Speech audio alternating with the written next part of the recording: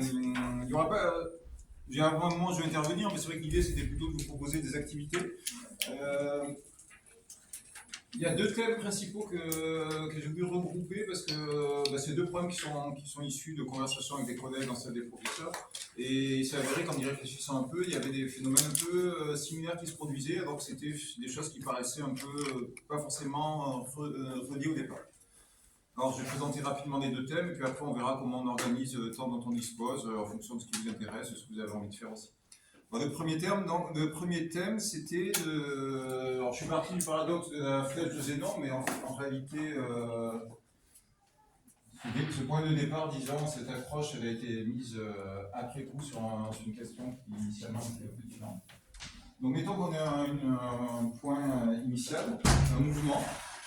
Alors, le paradoxe de Zénon, initialement, il était formulé comme ça. On avait un point de départ, un point d'arrivée, et Zénon observait que afin d'arriver au point final, le mouvement devait d'abord faire passer par le point milieu. Puis après, dans un deuxième temps, on devait passer par le milieu du milieu, puis par le milieu de ce qui reste, etc. Donc il disait, ça semble paradoxal, car on va avoir une infinité de points de passage. Or, on ne peut pas mesurer ou, disons, constater une infinité de points de passage, de points intermédiaires. Conclusion, le mouvement est impossible. Alors, évidemment, cette conclusion elle est fallacieux, elle est fausse. Donc ça montre que dans le raisonnement, il y a quelque chose qui ne tient pas. Aristote résout ce paradoxe en disant que l'infinité, la possibilité de subdiviser une longueur, en fait, en une infinité de morceaux, ça correspond au fait qu'on peut faire la même chose avec la flèche de temps. Donc il y a deux quantités qui peuvent être divisibles à l'infini, mais elles peuvent l'être aussi bien l'un que l'autre, et donc le paradoxe du mouvement se résout en disant que cette infinité de points de subdivision, de points de passage, correspond juste simplement à une infinité de points dans la flèche temporelle. Après, du point de vue mathématique, j'ai envie, moi, donc ça, c'est le rappel du paradoxe de Zénon, donc départ, but. J'ai envie de prendre juste ça comme point de départ et de réfléchir à une question. Donc, alors, je vais garder le vocabulaire de déplacement qui va être utile, et une question juste de longueur. Je vais avoir une abscisse valant 0, une abscisse qui vaut 1. Je me demande comment je peux faire pour obtenir successivement les abscisses 0, 1 demi, 3 quarts, 7 huitièmes, etc. Pour ça, normalement, ça nous rappelle quelque chose d'assez qui est connu clairement en post-bac, qui dans un certain sens est probablement connu aussi, c'est les sommes géométriques.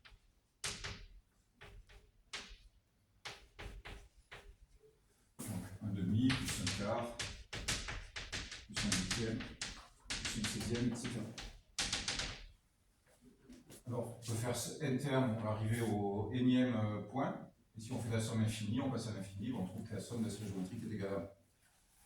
Donc ça, c'est des formules qui sont, si j'ai vérifié quand même pour voir si ça pouvait avoir un intérêt pour vous, qui sont, j'ai oublié l'ordre ici, puisque comme premier terme, 1 demi.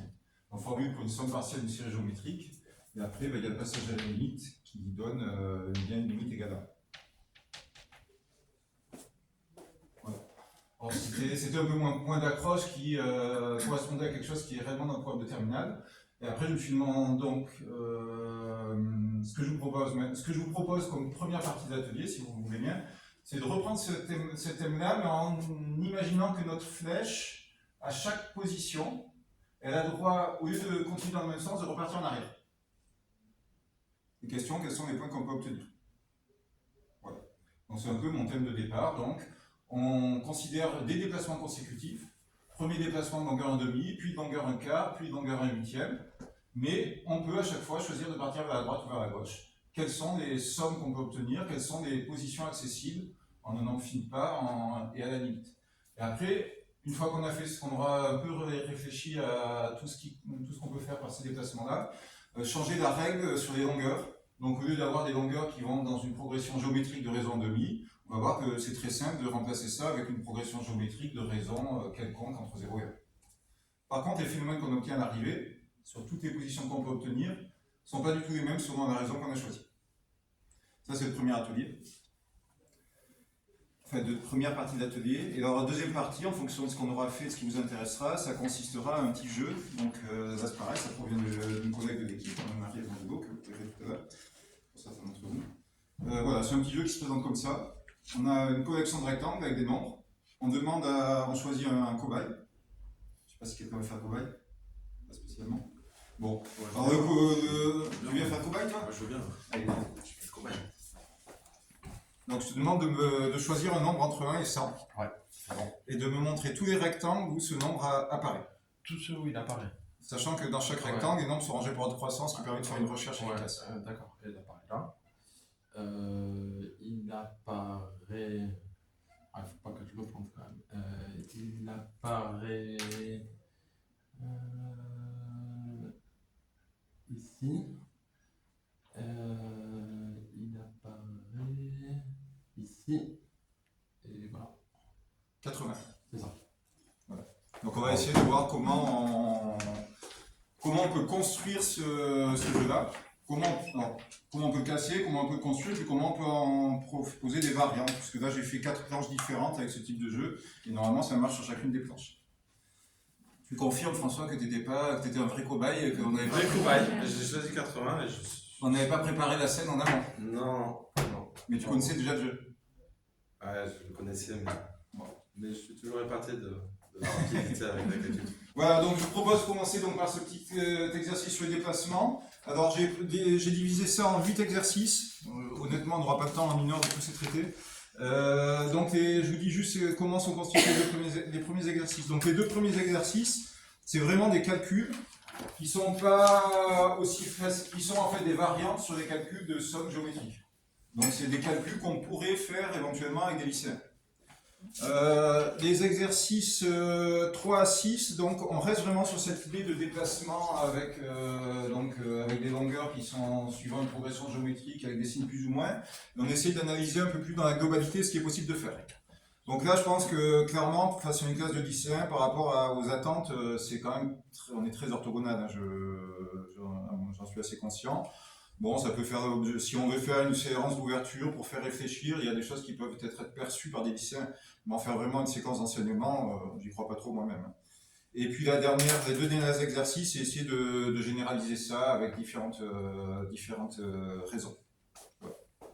Je ne sais pas si vous voulez tenter de faire des calculs pour les deux premiers exercices pour voir ce que ça fait. Ça peut peut-être faire l'objet de recherche pour le contour. Peut-être, oui. Peut-être. Si ça vous convient. Oui. On fait comme ça. Voilà.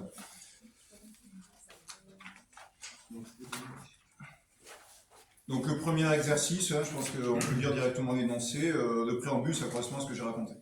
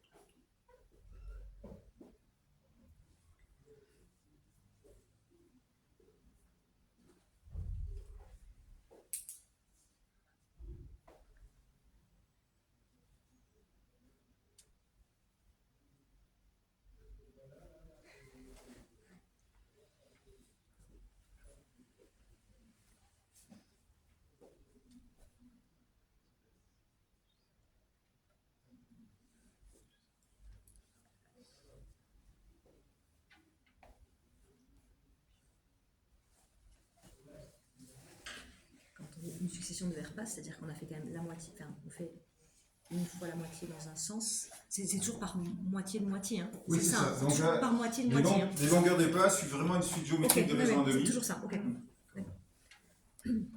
Le premier pas, il est forcément un demi. C'est forcément positif, puisqu'on part de zéro, on peut partir dans l'autre sens. Oui, on peut aussi. On peut faire moins en demi ou sinon, si on n'autorise pas à partir à gauche, en fait, on prend la symétrie du problème, ce qui est un peu dommage. Donc, on peut faire les deux. Mais après, comme de toute manière, tout est symétrique. Par passage d'opposé, on peut se contenter de faire le cas où le premier cas est positif. Oui.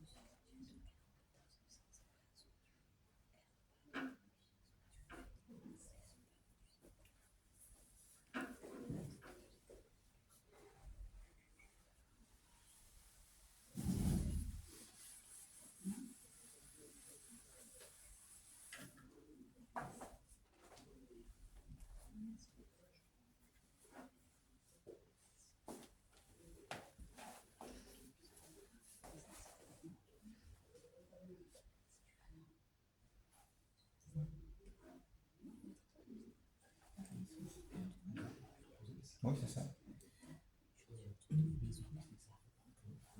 Là, comme on a choisi de commencer avec Agavin, ah oui, Ça fait comme si tu commencé avec égal 0 ici. Ah, d'accord. Oui, bien sûr. Et après, tu as fait la formule ici aussi, et puis ça doit.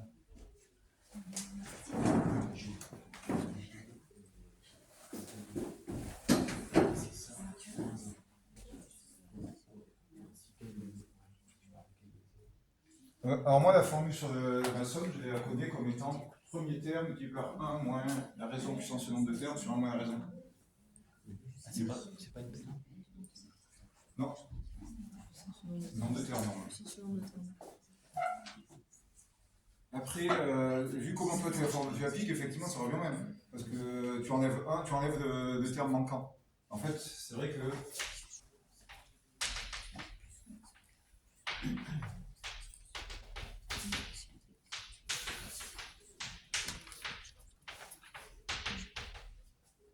après, ça dépend comment on enseigne cette formule, effectivement. Moi, je l'enseigne. Oui, je l'enseigne, puisque mes étudiants, quand il faut quand même leur rappeler quand ils arrivent en première année. Donc, je leur enseigne comme ici, je mets en facteur le premier terme, donc ici c'est égal à 1 moins la raison puissance le nombre de termes. Ici, mon nombre de termes, pour moi, c'est R, divisé par 1 moins la raison. Et toi, par rapport à ce que tu fais, comme tu prends ici k égale 0, bah, tu vas passer ça, et là tu mets R plus 1, mais après tu es obligé d'enlever 1. Ce qui fait une formule moins factorisée.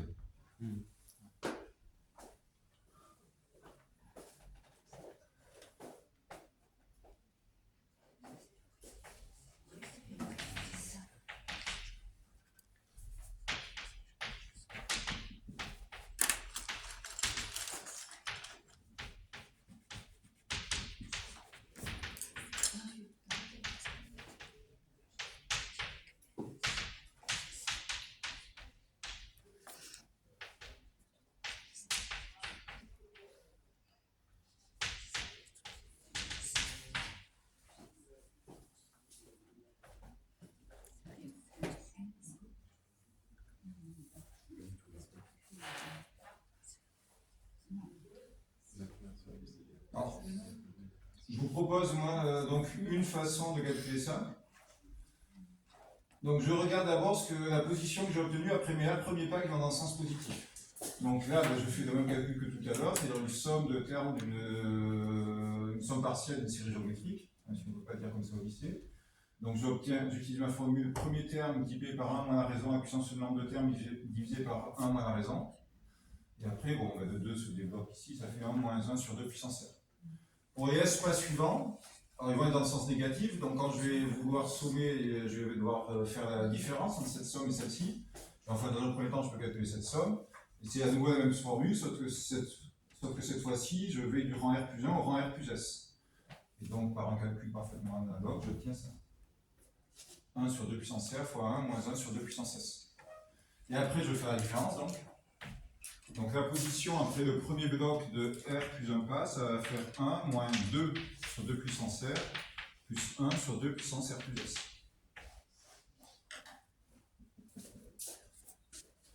Donc ça c'est après R plus S pas.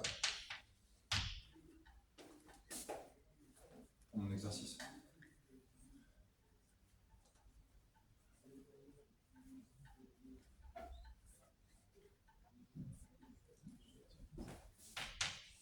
Bon, je vais taper un corrigé, vous n'êtes pas obligé de. Si vous voulez. Bon, d'ailleurs, vous pouvez prendre maintenant, c'est pas la peine. Et bon, après, on se demande qu'est-ce qui se passe quand on répète ce processus. Et bien, quand on se répète ce processus, on va refaire la même chose ensuite à partir du pas R plus S plus 1. Mais ça va être exactement les mêmes sommes avec tout décalé d'un facteur 1 sur 2 puissance R plus S. Donc, on va sommer ça. Avec un décalage d'un facteur 1 sur 2 puissance R plus S de tout à la puissance K, pour K en devenant jusqu'à l'infini. J'ai encadré, mais je suis en train de rajouter quelque chose dans ma formule. Voilà. Et on doit à nouveau calculer une somme de série géométrique. Qu'est-ce que c'est là, ce que vous avez rajouté avec la somme et le 1 sur 2? Alors j'ai dit que ça c'est la position, c'est l'effet sur notre position des R plus S premiers pas. Ouais.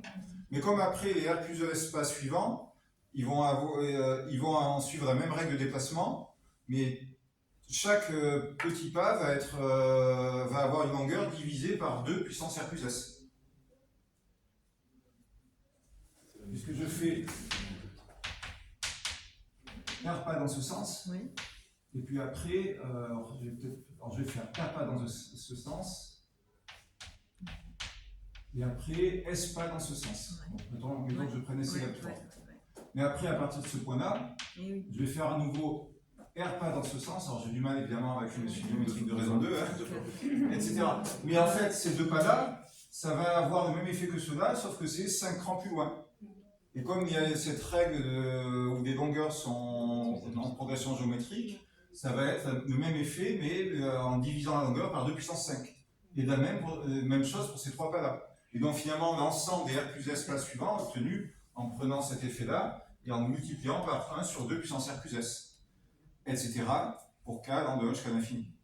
Et donc après, je me retrouve à nouveau à sommer une série géométrique. Après, le résultat en lui-même n'a pas d'intérêt particulier, c'est juste pour dire que voilà, l'exercice se résout en posant un calcul de cette manière-là. L'exercice 2, c'est la même chose avec une petite variante sur la... Enfin, si on a compris celui-là, en fait, l'exercice 2, tel que j'ai rédigé, il est immédiat. Donc, je propose de passer directement. C'est encore là quelque chose où on peut calculer, disons, à partir de certaines données. Donc, je propose de passer sur la question de quels sont les points accessibles. Alors, quels sont les points accessibles? Ça se divise dans mon esprit en deux parties. C'est d'abord quels sont les points accessibles au bout d'un nombre fini de pas dans notre déplacement. Sachant que, alors cette fois-ci, je reviens à ma situation, c'est-à-dire que les longueurs des déplacements successifs sont divisées par 2, mais je regarde tous les déplacements possibles. C'est-à-dire que tous les changements de direction qui sont envisageables, je les prends tous en considération. Donc, première question, quelles sont les positions accessibles après un nombre fini de pas? Et après, on va essayer de réfléchir petit à petit dans la série d'exercices de 3 à 6, quelles sont les positions accessibles à la limite, après un nombre infini de pas. C'est un truc qui serait très amusant à visualiser numériquement. C'est-à-dire de faire l'animation? Oui, en faisant un epsilon k qui vaudrait -1 puissance quelque chose, et d'aller visualiser les positions atteintes après. De faire ouais, mais après, ce qu'il y a, c'est que l'aspect purement animation, ça peut être rigolo de faire quelque chose qui s'anime, mais Pour voir justement le côté qui soit Z2-10 lorsque P varie et voir si ça remplit. Oui, d'accord, oui, s'il y c'est a des amas, tout à fait. voilà. Oui, alors ça, on peut Comme faire. les régionnements du plan, les partitions. On peut complètement faire de l'expérimentation numérique là-dessus. Alors, d'ailleurs, en fait, on peut aller dans cette direction. C'est-à-dire qu'ici, ce que je suis en train de faire, c'est prendre ma série des 1 sur 2 puissance k, pour k supérieur ou égal à 1, et lui affecter des signes. Et donc, on se déplace sur la droite. Enfin, rien ne m'empêcherait de lui affecter des vecteurs, ou UK, et un vecteur pris parmi 1, j carré. Quand je dis vecteur, là je prends par exemple 3 nombres complexes, donc ça fait quand même du calcul de somme, mais des sommes sur les nombres complexes, et là effectivement on peut implémenter ça, et on va se rendre compte, si on va directement sur la fin de l'atelier, on peut remplacer les 2 cas par des nombres à k quelconques, et on se rend compte que les figures qu'on obtient à la limite sont des figures fractales, pour certains AK bien choisis. Donc oui, et d'ailleurs c'est une des premières choses que j'ai faites quand j'ai commencé à faire des calculs sur ce sujet, c'est de regarder plutôt les choses en point. Après je suis revenu sur la droite parce que du point de vue des calculs, finalement j'avais plus de choses à dire sur ce qui se passait sur la droite. Parce que souvent ils aiment bien, c'est comme en recherche, en physique, on fait d'abord une expérience, on regarde le résultat, puis après on essaie de faire le calcul, mais c'est plus rigolo de leur faire d'abord la visualisation. Tout à fait. Après c'est juste qu'il faut quand même avoir, pour réussir, alors je sais pas, j'imagine que vous programmez sous Python aussi en lycée. Je peux vous montrer, si vous voulez, pendant que vous allez réfléchir à l'exercice 3, je n'avais pas forcément prévu de vous montrer, mais dans ce cas, je peux aller chercher sur mon ordinateur des animations que j'avais faites. Voilà. Et je vous laisse, je vais les chercher. Comme ça, on vous les montrerai avant la fin de la séance. C'est vrai que du point de vue de l'animation, c'est plus qu'en termes d'animation, c'est vrai que c'est en termes de nuages de points, c'est rigolo, mais c'est quand même plus spectaculaire d'entendre que sur la droite. Oui, bien sûr. Parce que je fais un peu le parallèle avec l'algorithme des calculs pour le voisin. On voit bien les régionnements, je pense que c'est ce que au fur et à mesure qu'on réitère, ça va être un peu. Oui, il y a des choses comme ça qu'on voit apparaître.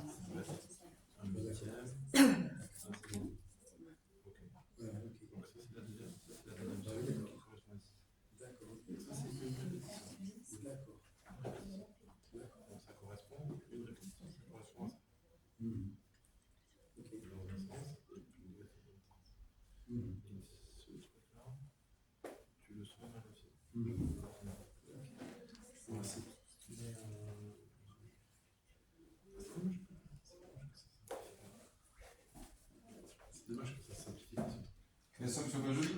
On va être plus simplifié. On a tourné un truc. Ah non, mais ça, on peut calculer cette somme. Ouais, mais ça se simplifie bien ou pas? Non, pas spécifiquement. Pas spécifiquement, c'est ça. C'est pas Non, par contre, moi, sur l'expression de la somme que j'ai à la fin, si je ne me suis pas trompé, c'est 2 puissance R plus S moins 2 puissance S plus 1 divisé par 2 puissance R plus S moins 1. Il y aura éventuellement des questions d'arithmétique à se poser. j'ai pas poussé la simplification, mais. Mais je pense qu'il peut y avoir des questions d'arithmétique à se poser là-dessus. En fait. Ah ouais, d'accord. Ben oui, parce que c'est manifestement des fractions rationnelles, mais est-ce que n'importe quelle nombre rationnel peut être atteint, ou est-ce qu'il y a des comptes? Déjà, je vois que le numérateur, c'est là d'être impair sur impair, par exemple. Impair sur impair. Mais du coup, est-ce que c'est plus restreint que ça? Je ne sais pas. Mais ça fait trop longtemps que je n'ai pas fait d'arithmétique et je ne me suis pas posé la question.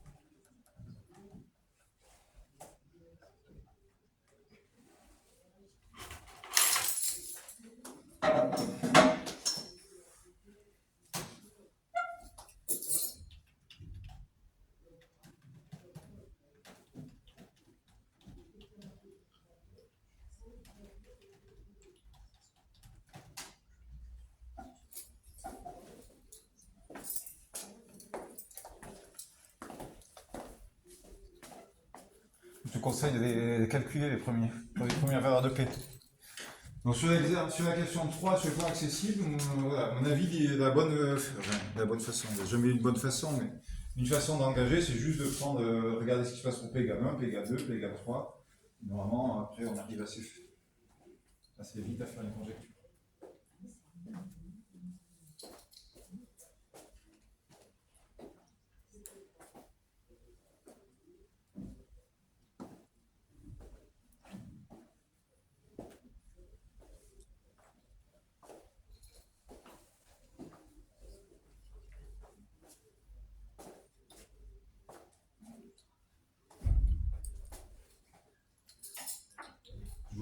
même, je ne sais pas si c'est très référent dans le cadre déontologique, une fois que j'ai fait la conjecture, je ne vais même pas démontrer.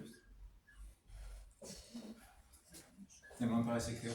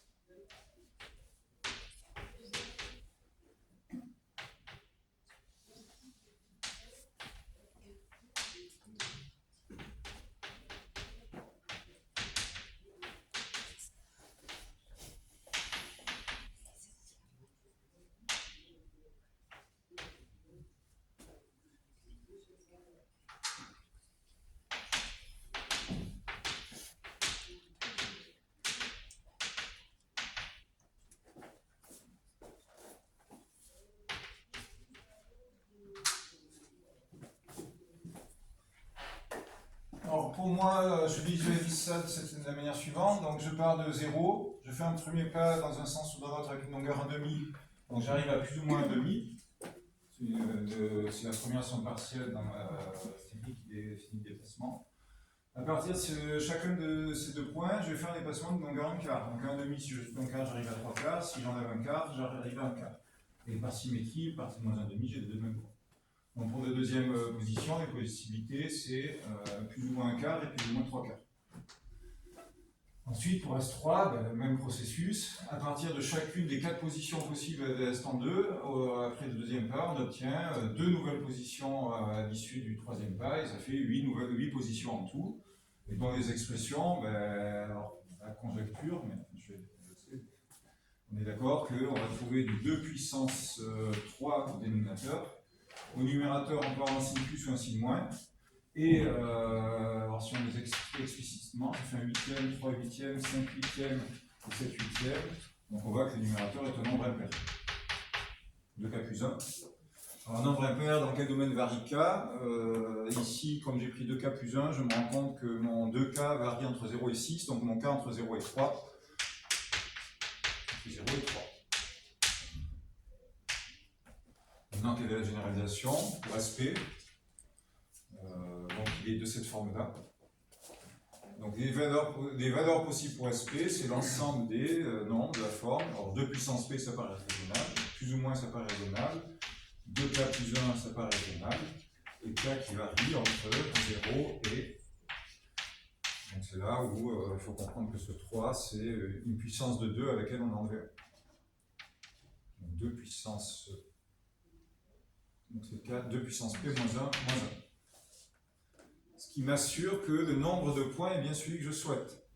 Alors ça c'est important, c'est-à-dire que le nombre de positions possibles après un pas c'est 2, après 2 pas c'est 4, après 3 pas c'est 8, donc il faut que ce nombre double à chaque fois. Et là j'ai bien un ensemble d'indices. Alors l'ensemble d'indices K, il prend 2 puissance P moins une valeur, mais il ne faut pas oublier que j'ai mis un signe plus ou moins ici, donc ce qui me fait bien mettre 2 puissance P valeur de Z ici.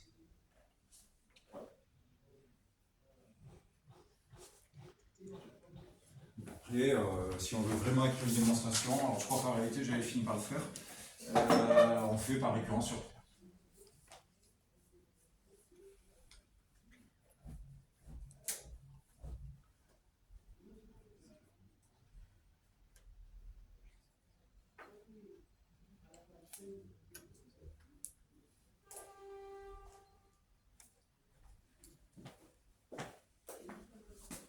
Alors pour la suite, on ne va pas forcément avoir de temps de rentrer. J'ai jusqu'à 15h05, c'est ça?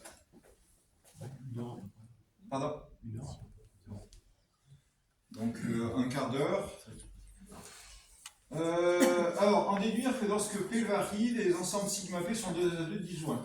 Alors ici, j'ai commencé mon code couleur un peu trop tard, mais j'aurais sûrement mieux fait de faire avant. J'aurais pu mettre le deuxième en vert. Donc première croix, les croix blanches correspondent à la position après un déplacement, les croix vertes après 2 déplacements, les croix bleues après 3 déplacements. Donc alors croix blanche moins celle-ci. Celle-ci ça sera après 0 déplacement et celle-ci elles ne sont pas accessibles. Donc clairement elles sont de disjoints. Maintenant il faut trouver un argument pour dire que c'est vrai une généralité. Je ne sais pas si quelqu'un a vu un argument.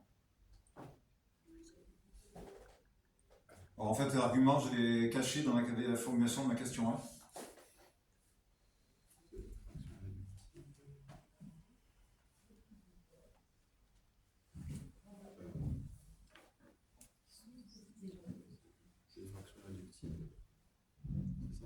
Oui, c'est dans le mot fraction irréductible qu'il y a l'argument qui me semble pouvoir montrer que ces ensembles que j'ai appelé sigma P sont deux disjoints. Oui. Pour montrer qu'ils sont deux aides disjoints, il me faut prendre un élément dans celui-là, donc qui s'appelle sigma P dans le côté copié, et puis un autre pour un sigma Q, qui est dans un sigma Q pour P différent de Q. Pourquoi l'élément que je vais prendre là-dedans va différent de l'ensemble de l'élément que je vais prendre ici? Alors c'est juste que c'est deux. Pardon? Pour moi, si je me souviens bien de la notion de fraction réductible, quand on a une fraction qui est écrite sous forme irréductible, son écriture est unique. Or, il suffit que je regarde le dénominateur, ce n'est pas les mêmes. Donc si j'ai deux fractions irréductibles qui n'ont pas le même dénominateur, elles sont distinctes. Et elles sont bien irréductibles et fractions parce qu'ici le dénominateur est une puissance de 2, le numérateur est un nombre impair, donc ils n'ont pas de facteur premier en commun. Donc on a bien des ensembles de disjoints. Et là, donc, il s'agit de reconnaître un objet. Alors, ce n'est pas un objet d'utilisation usuelle au lycée, probablement. Mais donc, qu'est-ce qu'on obtient quand on fait la réunion de tous ces ensembles pour P qui varie parmi tous les entiers naturels? Je ne sais pas si... Oui. Moins 1. Alors, on ne tient pas tous l'intervalle moins 1? Ah non, pardon. Ah ouais, Et ça va être dense dans moins 1. Ah, il est dans un moins 1, ça on est d'accord. Et... Alors, donc il n'y a pas un ensemble de Cantor, donc on va ici, pas sur cet exercice-là. On obtient tous les nombres qui sont des nombres rationnels déjà. Donc c'est des nombres rationnels, ça il n'y a pas de doute. Et puis tel que le dénominateur est une puissance de 2. Et qui sont entre moins 1 et 1 effectivement. Et c'est ce qu'on a. Alors, il y a quelque chose qu'on peut rencontrer un peu plus souvent dans l'enseignement secondaire, c'est c'est le cas où au lieu d'avoir que des puissances de 2 au dénominateur, on s'intéresse à des puissances de 2 et des puissances de 5. C'est les nombres décimaux. Donc là, c'est pas les nombres décimaux, c'est une classe un peu plus restreinte, c'est ce qu'on appelle le nombre diadique. Ouais. D'accord. Donc c'est l'analogue des décimaux, mais en interdisant la divisibilité par 5. Autrement dit, c'est l'analogue des décimaux en binaire. Ces nombres-là. En se limitant à l'intervalle moins 1, puisqu'avec les règles de ce déplacement qu'on a fait, on ne peut jamais aller ni au-delà, ni au-delà de 1, ni en deçà de moins 1. Oui, parce que de toute façon, ça fait vraiment penser au binaire. Quand on, pour 3, par exemple, on écrit tous les triplets 1, 0, 1, enfin, ça revient à choisir très vite, en fait. Tout à fait. Donc on a effectivement, on va voir à la fin qu'on retombe sur ça, sur l'écriture binaire des nombres, mais on le retrouve finalement avec un contexte au départ qui ne laissait pas forcément anticiper qu'on est tombé sur ça. Moi je ne l'avais pas vu d'emblée, personnellement. Alors je vais passer peut-être un peu plus rapidement sur les exercices 4 à 6 pour qu'on puisse, on n'aura probablement pas le temps de faire le deuxième atelier, mais pour qu'on puisse au moins avoir une petite vision globale de ce qu'on peut espérer obtenir à la fin. Donc l'exercice 4, je vais peut-être probablement un peu spoiler, mais enfin tant pis. Alors, l'idée de l'exercice 4, c'est de se dire, bon, j'ai une position que j'ai atteinte après un certain nombre de pas. Par exemple, mettons que ce soit une position en bleu. Ici. Je prends celle-ci. La position précédente, c'était celle-ci. Donc je l'ai atteinte, celle-ci, en faisant un pas dans ce sens-là. Donc mon déplacement, c'était un demi, plus un quart, moins un huitième.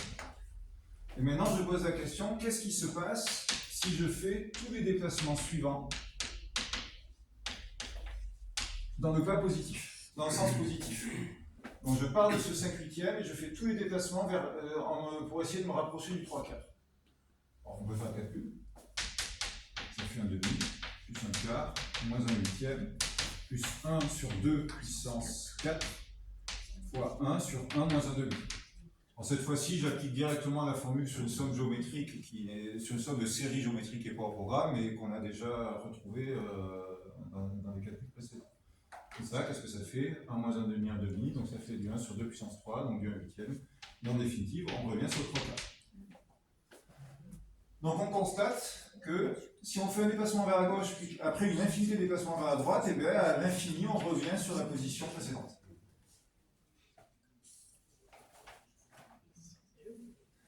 A contrario, si à partir de mon 5/8 j'avais décidé de faire une infinité de déplacements vers la gauche, et bien je serais arrivé sur de 1/2. Qu'est-ce qu'on peut en déduire de ça? Alors déjà, on peut en déduire que ce que je viens de faire sur cet exemple, c'est une propriété de portée générale, et ça montre que mes nombres dyadiques, c'est non seulement des positions qu'on peut atteindre en cours de déplacement, mais c'est aussi des positions qu'on peut atteindre à la limite. Si on veut atteindre un des nombres dyadiques à la limite, eh bien, il suffit d'attendre le moment où on va l'atteindre, et puis après de faire un pas pour s'en éloigner dans un sens ou dans l'autre et d'y revenir. Notamment, par exemple, si là j'ai pu atteindre 3/4 par ça, mais j'aurais aussi pu atteindre 3/4 à la limite, en arrivant à 3/4, en partant une fois à droite et en revenant ensuite uniquement par des déplacements vers la gauche. Donc chaque nombre dyadique peut être obtenu comme la limite d'un déplacement, avec notre règle de déplacement, de deux manières différentes. Oui. Pardon? Le déplacement? Enfin, l'ensemble. Ah, l'ensemble des valeurs qu'on atteint? Il va être fermé, mais il va être fermé, là, sur cet exemple précis, il va être fermé pour une raison beaucoup plus générale que ça. Ce qui m'intéresse, là, c'est vraiment que ces nombres-là, on peut les atteindre comme position finale et de deux manières différentes. Je le redis, si je veux atteindre 3/4, je veux un déplacement vers la gauche, puis une infinité de déplacements vers la droite, ou un déplacement vers la droite, puis une infinité de déplacements vers la gauche. Bon, là aussi, ça peut. Alors, je rappelle que mes nombres dyadiques, c'est un analogue en binaire des nombres décimaux. Ça rappelle quelque chose qu'on rencontre sur les nombres décimaux, sur la numération décimale. Ça. En numération décimale, vous avez, je ne sais pas si vous avez l'occasion de présenter l'exercice suivant, mais si on essaie de calculer 0, 99, etc., on trouve, on est d'accord, on trouve 1. C'est la même chose que 1 avec que des zéros.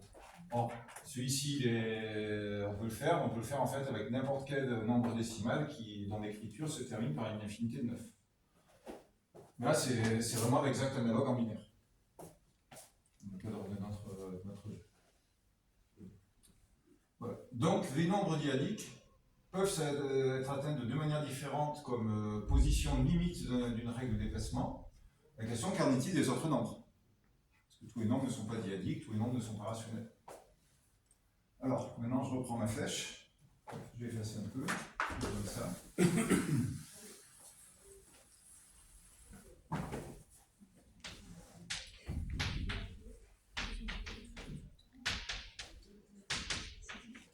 Je prends un nombre x.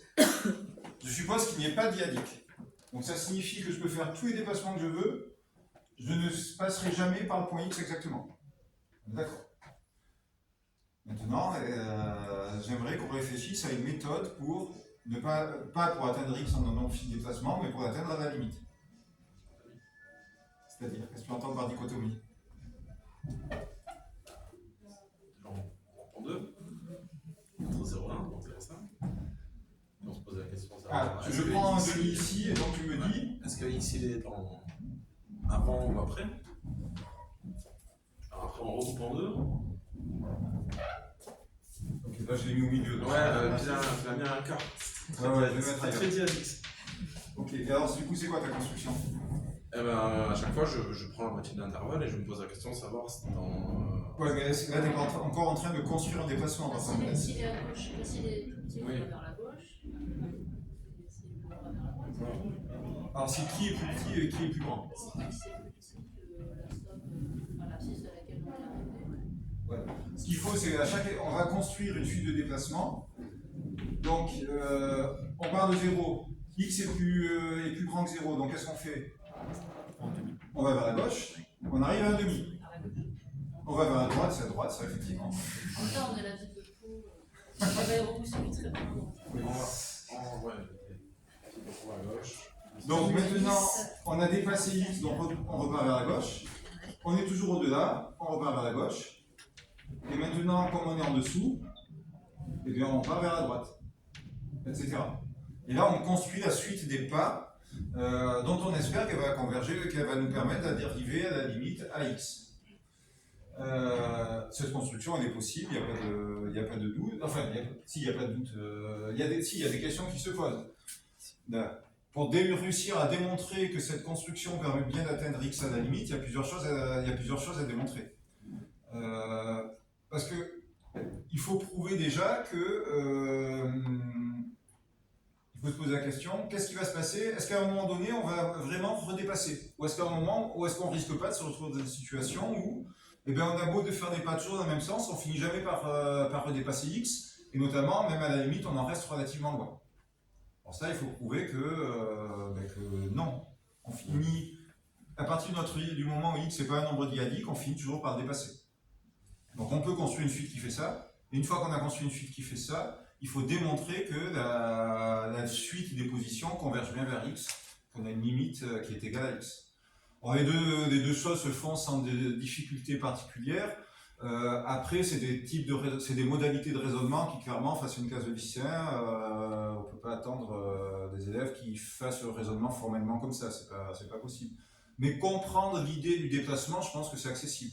Comprendre la raison pour laquelle on va forcément dépasser x, c'est aussi accessible, je pense. Si on comprend bien comment se situent ces différents nombres dyadiques, on arrive finalement à comprendre pourquoi on peut dépasser x à mon avis.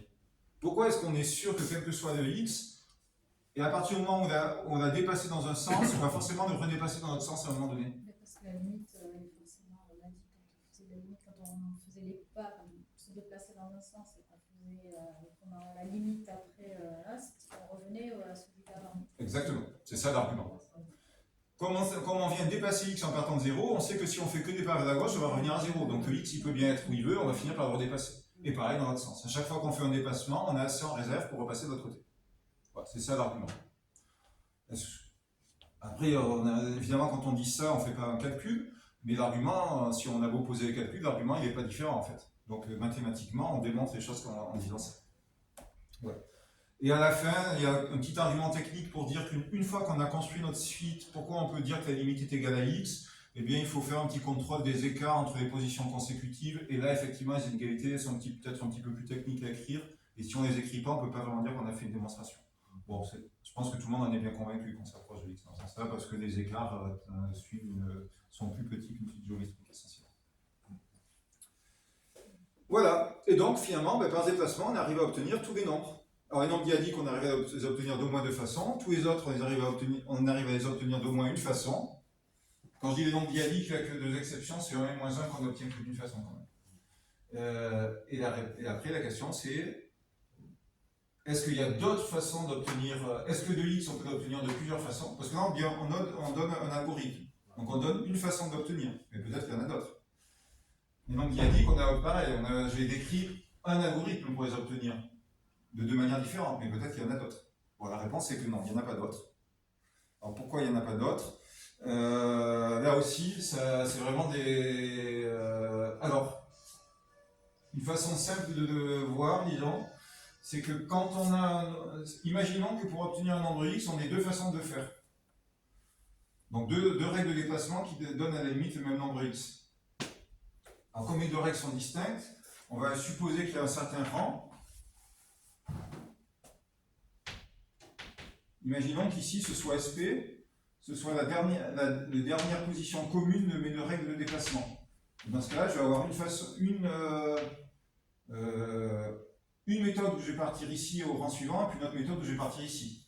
Mais maintenant, la seule façon que ces deux positions aboutissent à la même position finale, c'est de revenir à SP. En fait.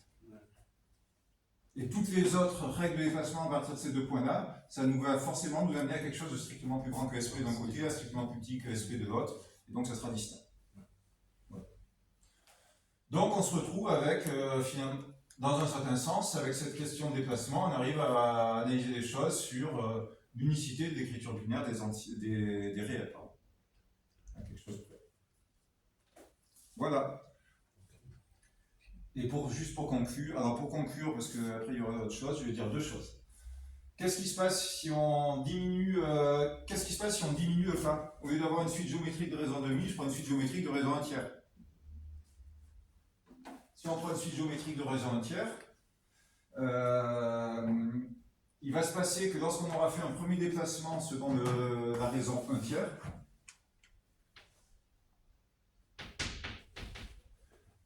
si je fais ensuite tous les autres déplacements dans l'autre sens, on peut faire le calcul de la série.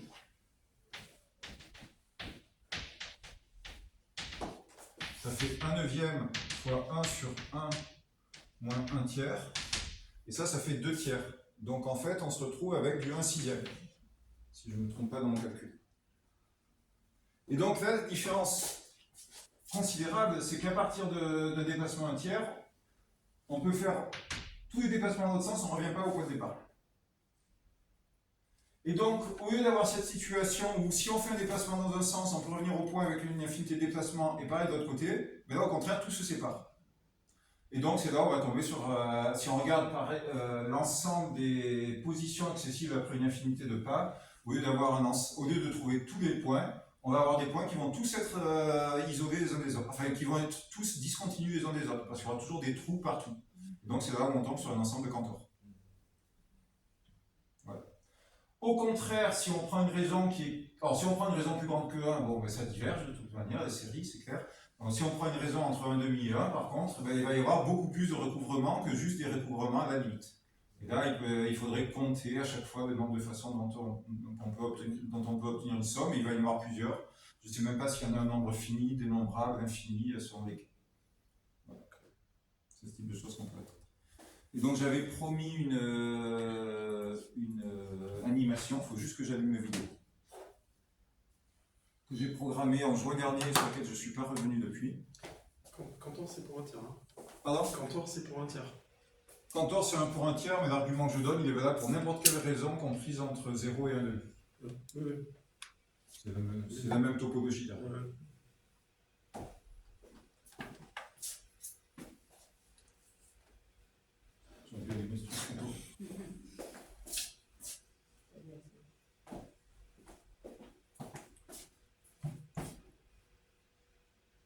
Alors, comme je disais tout à l'heure, j'ai codé quelque chose. En réalité, j'avais fait l'animation en dimension 1, mais c'est pas très spectaculaire, donc je vais vous montrer celle en dimension 2.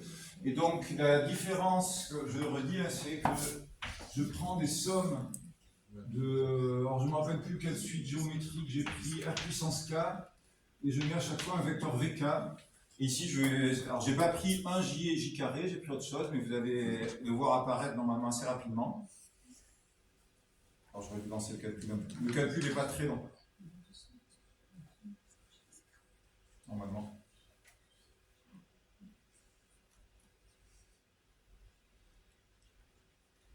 Voilà, ça donne quelque chose comme ça.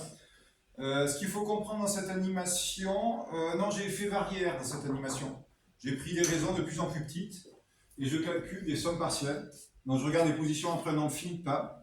Et qu'est-ce qu'on constate? Et bien, ça, on constate, alors c'est pas un ensemble de cantors, enfin si c'est un ensemble de cantors, mais en 2D. Et là, ouais, j'ai pris 5 directions possibles. Donc ça se subdivise au fur et à mesure. Au début, c'est assez informe. Et au fur et à mesure que notre raison devient assez petite, ça se subdivise infiniment selon un mode fractal. Alors ça scintille parce qu'à chaque fois, ici je ne peux pas calculer toutes les sommes possibles, je calcule des échantillons pris selon des lois de probabilité et l'effet de scintillement est uniquement dû à ça. Voilà. Le code, bon, on va pas avoir le temps de commenter, mais c'est pas. Il faut calculer des sommes partielles, il faut stocker des choses dans des listes. C'est pas des codes extrêmement compliqués qui permettent d'arriver à ça. Hein. Chaque fonction, c'est quelques lignes. Et après, il y a le plus dur, évidemment, enfin le plus pénible, c'est de faire l'environnement graphique. C'était quoi les vecteurs de base là? C'était quoi? Les vecteurs de base, bah, c'est des racines 5e de l'unité. Oui, donc voilà, c'est ce qu'on retrouve à la fin. C'est le V5 là. Quelque chose qui ressemble à ça à la fin. Oui. Donc là, si tu regardes, enfin tu vois pas, mais c'est mon vecteur V5, c'est la racine 5e de l'unité. Je peux remplacer V5 par V6 dans mon code et on aura des jolis hexagones. Normalement. Voilà. Et je m'arrête là. On n'aura pas eu le temps de faire d'autres. Merci.